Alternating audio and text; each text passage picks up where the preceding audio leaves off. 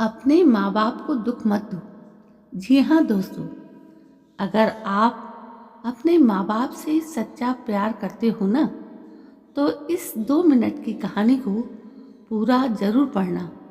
और अगर अंदर से एक आवाज़ आई तो ये कहानी अपने उन बदकिस्मत दोस्तों को ज़रूर शेयर कर देना जो अपने माँ बाप की कदर नहीं करते, जो जिद करते हैं खुद से अपनी सफलता के लिए नहीं, अपने माँ बाप से अपने शौक पूरे करने के लिए। एक लड़के ने अपने पिता से कहा, पापा मुझे नया मोबाइल चाहिए। पिता ने कहा, बेटा अभी कुछ वक्त रुक जा, फिर तुझे एक नया मोबाइल दिला दूंगा। बेटे ने कहा, आपके पास मेरे लिए कभी पैसे नहीं होते हैं। मेरे सब दोस्त अच्छे रहते हैं, किसी के पास कोई कमी नहीं है, केवल मेरे पास ही हर चीज़ की कमी होती है। अब आप बच्चे पैदा करना बेहद आसान है, लेकिन उन्हें पालना बेहद मुश्किल। जब आप मेरी ज़रूरत पूरी कर ही नहीं सकते, तो क्या मतलब है इस घर में रुकने का? मैं घर छोड़कर जा रहा हूँ। बेटा रुक जा, मेरी बात तो सुन, हम तुझे दिला देंगे। माता और पिता ने बेटी को रोकने और समझाने की काफ़ी कोशिश की, लेकिन वो नहीं रुका।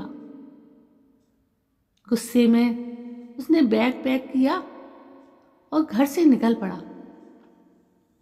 लेकिन घर से निकलते वक्त गलती से उसने अपने पिता की डायरी अपने बैग में डाल ली।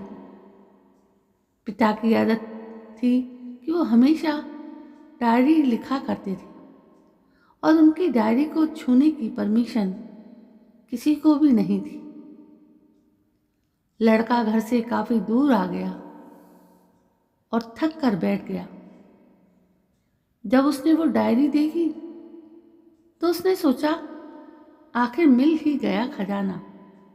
आज पता चल जाएगा कि मेरे पिताजी ने कहाँ कहाँ दौलत छुपा रखी है और उन्हें किन किन लोगों से पैसे लेने हैं। और सारा का सारा लेखा जोखा आज मुझे मिल जाएगा। बेटे को लगा, इस डायरी में पिताजी की सारी लेन देन का हिसाब होगा। जैसे ही लड़के ने उस डायरी को पढ़ना शुरू किया, उसकी आंखों से आंसू बहने लगे। डायरी की शुरुआती पन्नों में बेटे को जो बाइक दिलाई थी उसका हिसाब लिखा था, जिसकी ईएमआई पिताजी अभी तक चुका रहे हैं। दूसरे पन्ने में उसके कॉलेज की फीस और एडमिशन का कर्ज लिखा था कि इन इन लोगों को इतने पैसे वापस देने हैं। और सबसे आखिरी पन्ने पर लिखा था कि बेटे को अब मोबाइल दिलाना है, उसके लिए मुझे कौन कौन उधार दे सकता है। उन सभी लोगों के नाम लिखे हुए थे। बेटे ने जैसे ही सब पढ़ा, वो पागलों की तरह रोने लगा और रोते रोते दौड़ता भागता घर आया। जैसे ही उसने घर आकर देखा तो उसके माता पिता एक कोने में बैठकर रो रहे थे। बेटा अपने पिता के पैरों पर गिरकर रोने लगा कि पिताजी मुझे माफ़ कर दो। पिता ने कहा, बेटा तू मत रो, तुझे मोबाइल मिल जाएगा। बेटे ने कहा, पिताजी मुझे आपसे कुछ नहीं चाहिए। मुझे पता चल चुका है कि आप इस डायरी में हम लोगों से क्या छुपाते थे। मैं अब आपको कोई काम नहीं करने दूंगा। मैं मेहनत करके सब कुछ ठीक करूंगा। ये सुनकर पिताजी ने बेटे को गले से लगा लिया। दोस्तों, माँ बाप अपना पूरा जीवन, अपनी पूरी खुशी अपने बच्चों के लिए कुर्बान कर देते हैं। लेकिन कुछ बच्चों को लगता है कि माँ बाप ने उनके लिए कुछ नहीं किया। वो कभी आपको अपनी समस्या नहीं बताते, भले ही वो कितनी ही बड़ी समस्या से गुजर रहे हों।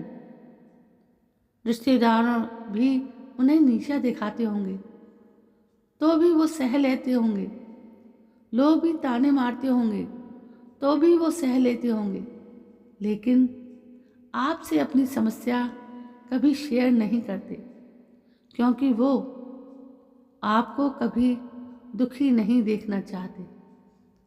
अब आपका फर्ज बनता है अपने माँ बाप को अच्छी तरह रखना और उन्हें सुख देना, ताकि वो भी अपने जीवन का बचा हुआ समय सुख से गुजार सकें।